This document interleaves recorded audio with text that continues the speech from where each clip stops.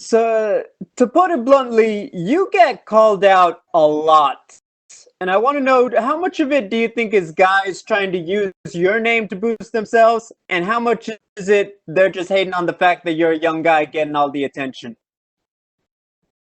Probably a little bit of both. You call out someone with a big name, that just makes sense. I think that's why Connor got called out a lot.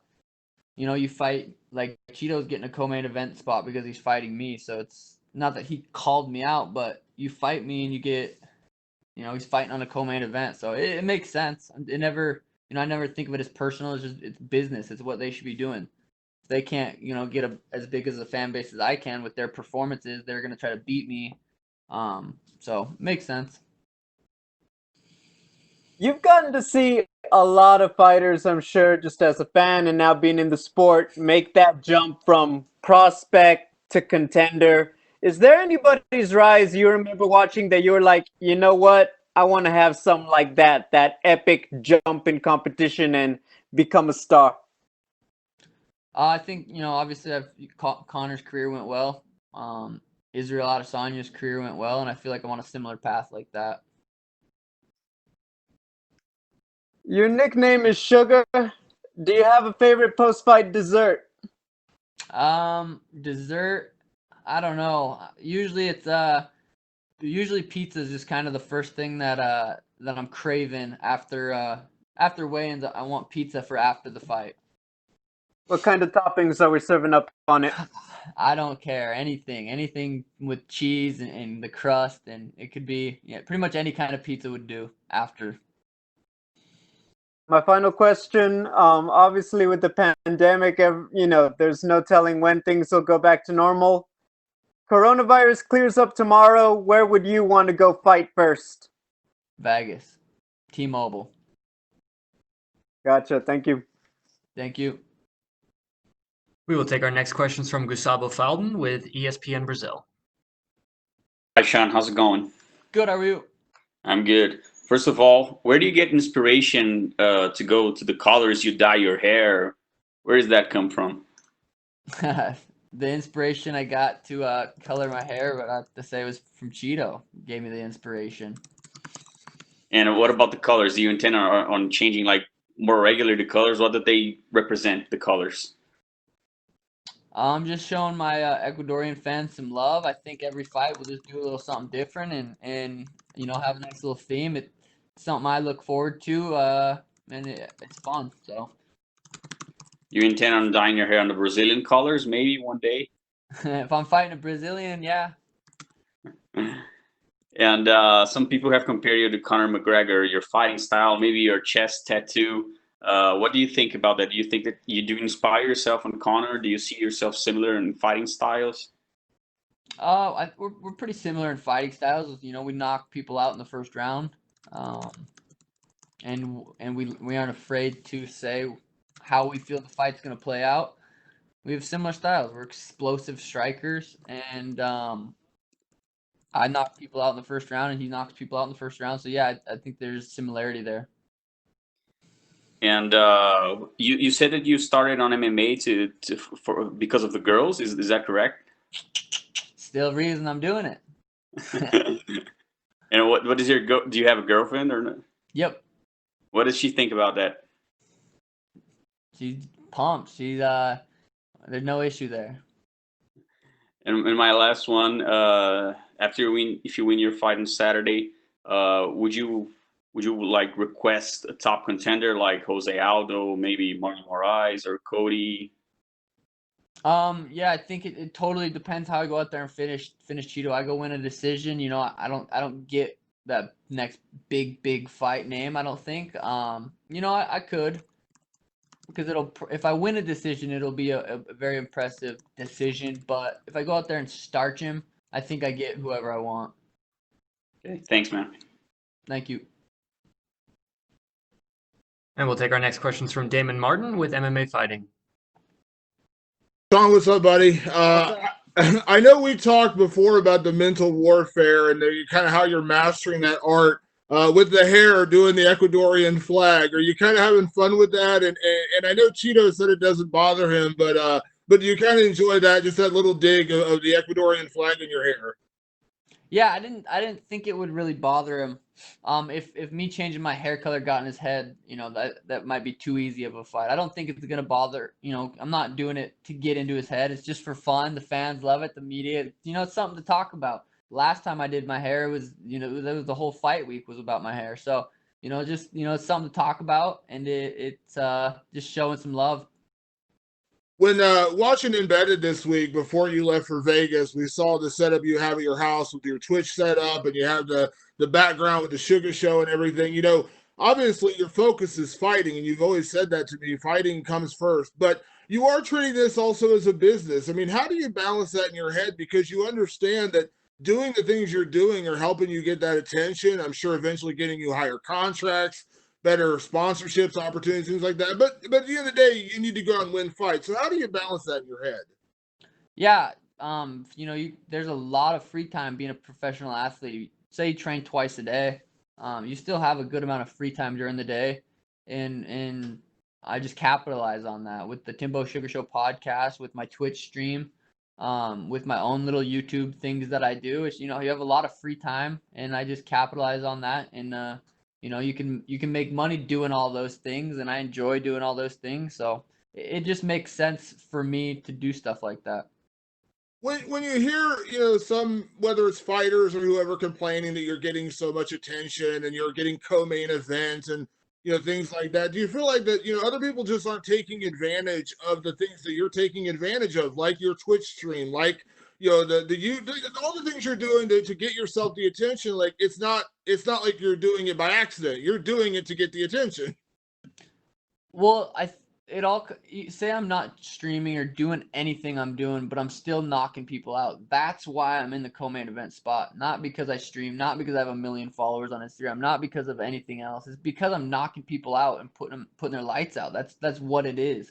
You knock out like I knocked out Alfred, made Snoop Dogg go crazy. I knock out Jose Quinones on my 2-year comeback. I knock out Eddie Wineland, opening up the big pay-per-view. It's not because I'm doing anything other than knocking people out. And last thing for me, Sean, when you get to this level where you are, on that path to stardom, and I think a lot of people would say you're already a star, but the flip side of that is with stardom also comes that fame, and we've seen a lot of people kind of crumble under that fame, whether it's getting in trouble outside the cage or just that spotlight constantly being on them, never having a moment of peace to yourself. How do you feel like you're adjusting to that part of life where you kind of know at all times you're under the microscope? Yeah, I think I'm doing good with it. It's not, if I want to not stream or not do the podcast or not make a YouTube video, I can stay home and not and get away from everything. So it does. I don't feel like I'm trapped in it. I feel like if I need to get away from it, I can. And I do enough to where I'm not too stressed out. But yeah, I think I'm handling it well, and I think I kind of was able to prepare for it those 2 years I was off. After that Andre fight, I got a little bit of notoriety and fame, breaking my foot and continuing to fight, and I think those 2 years off, I got to think a lot about it and understand that I have to just stay grounded, keep the same circle around me, and keep doing what I'm doing, and enjoy life and enjoy the little things in life to keep me humble. Thank you, Sean. Best of luck this weekend. Thank you. We will take our next questions from Augusto Niez-Gay from Somos MMA. Hi, Sean. How are you? Hi. First of all, how are you adapting to this different fight week and the pandemic situation? Are you getting used to the new procedures and all that? Yeah, I did it 2 months ago. Nothing really changed, so it's it really does. It feels like we didn't even leave Vegas. Went back to Phoenix, trained, came back, so it doesn't feel like we really left. Is there anything that you miss from the life before the pandemic? Literally, the only thing, if I could change anything, would have fans in the stands, and that's it. Other than that, life for me is pretty normal. I enjoy life still. Nothing really changes too much. And talking about the fight, is there any aspect of Chito's fighting skills that you think you should be careful of? He's in the UFC. He's tough. He's beat people in the UFC. He's finished people in the UFC, and he's never been finished. So he's all around. It's a tough fight. It's a good fight. He's my toughest opponent to date, and with that said, I'll probably still drop him in the first round. Okay, and if you win on Saturday, when would you like to come back to the octagon? To be determined. We'll see. It depends how the fight plays out. Depends how healthy I am after. Depends who's coming off a win. It's too hard to say and for me to predict right now. And my last one, Merab Valisvili said a few moments ago that if both of you win your respective bouts on Saturday, a fight between you two would make sense. What do you think about that? We'll see. Okay, thank you very much and good luck on Saturday. Thank you. We'll take our next questions from Pablo Santamaria with Notima, Ecuador. Hello, Shang. How are you? Good. How are you? As an Ecuadorian, I want to ask you, why did you decide to paint your hair the color of the Ecuadorian flag? For you. Many people see it as a provocation for Cheeto, but others think that you're showing respect not only for Cheeto, but for the whole country.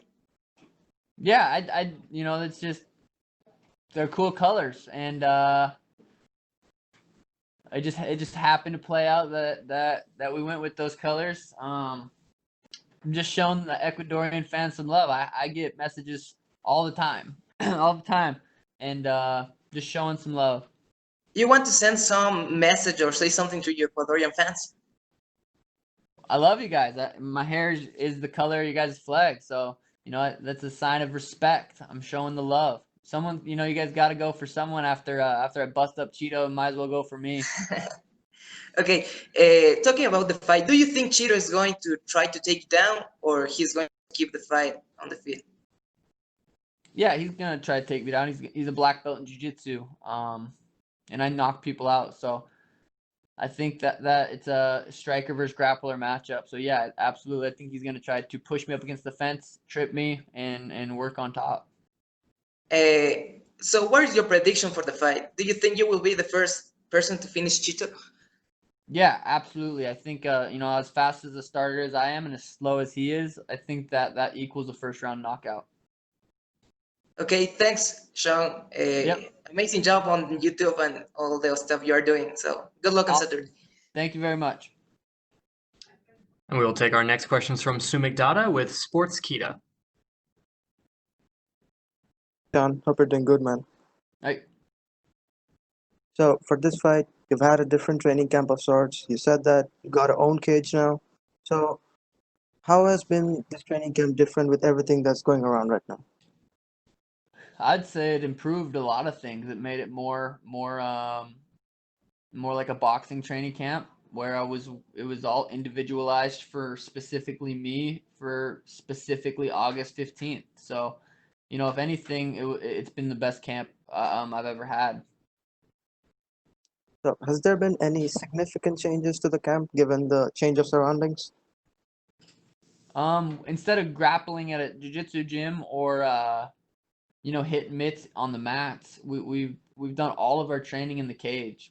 I got a cage, we put it in a warehouse, and we've done all of our sessions in there, and it's the same size as the Apex cage. So I think that was very beneficial. So ever since you made your return to the UFC, things have gone by at a pretty fast pace for you. You fought at 248, then at UFC 250, and now another quick return at 252. So do we expect you to keep up with this frequency of fights, keep up with this pace? Completely depends. Got to go out there and do what I do Saturday night. First round knockout, no injuries. Yeah, there's a potential quick turnaround. But we'll see. There's just so much that can happen during a fight that it's hard to predict what's next. And it's Wednesday. I got a couple days until it's Saturday. I'm laser focused Saturday for Cheeto. So last question from me. What are your thoughts on being the co-main event of such a historic card? Yeah, I think it's a perfect co-main event for a legendary card. Stipe DC is the biggest trilogy fight ever at heavyweight, the baddest men in the world. So to fight right before them it's insane. It's going to be something to look back on and have it's going to be an awesome memory. Well, I look forward to the Sugar Show this Saturday, and good luck to you, sir. Thank you. And we will take our next questions from Adrian Gallardo with Vavel, Argentina. Hello, John. Hello. How are you? Good, how are you? My first question is, what do you think about being the co-main fight in this great event? Is it something important for you? Yeah, usually I don't really care where I'm at on the card. I kind of in my head I'm always the main event, but for this card it's a little different. Stipe DC is the main event, and I'm the main event right before it. So it's a sweet card to have two main events on. Perfect.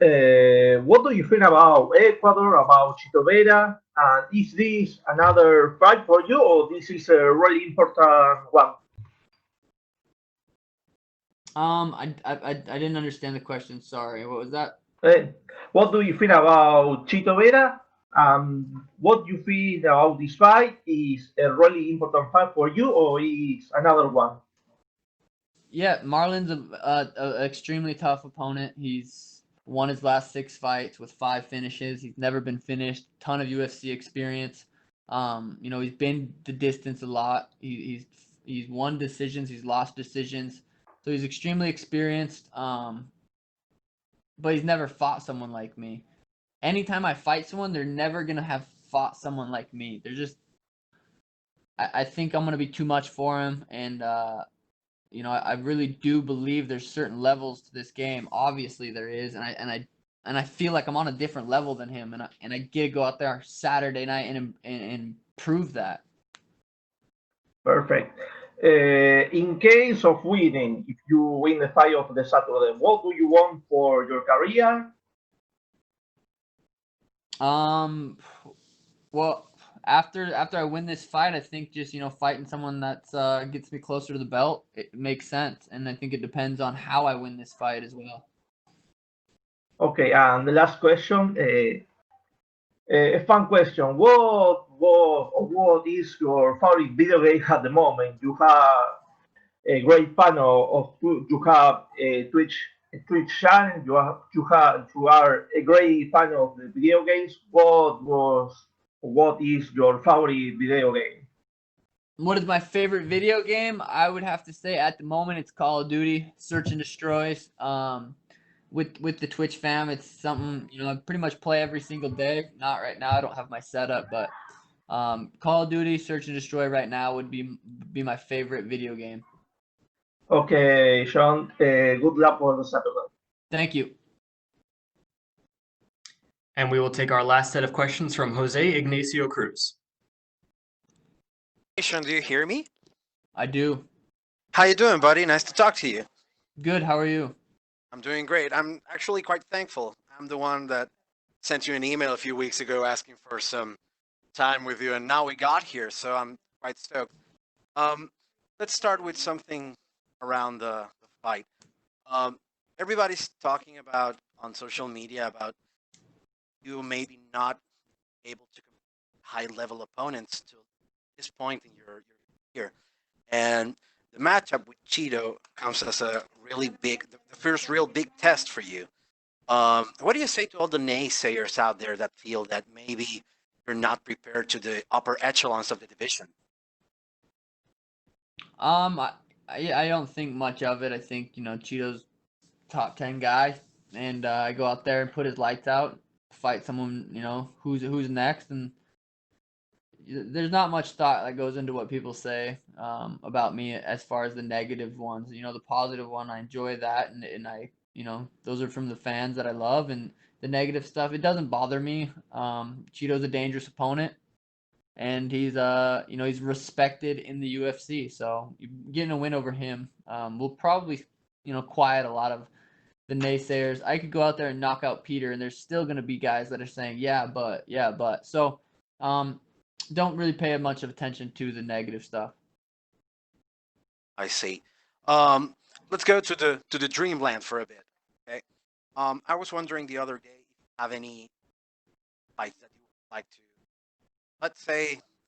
let's take away all the things regarding the division right now. If you could have a dream fight, whoever you want to fight, who would you fight? Probably Connor. I think that would be I think the fans would like that. I think that's an exciting fight. And that's a fight that I feel like I could win. It's not like there's not a chance. I feel like it's a fight I could win, and it's a fight that would probably be a dream fight. How do you feel stylistically that matchup? How do you feel that you would go for the win? I'm lighter. He's heavier. I'm way faster than him. So I think he hits hard. I'm good at not getting hit, and I think it'd be interesting.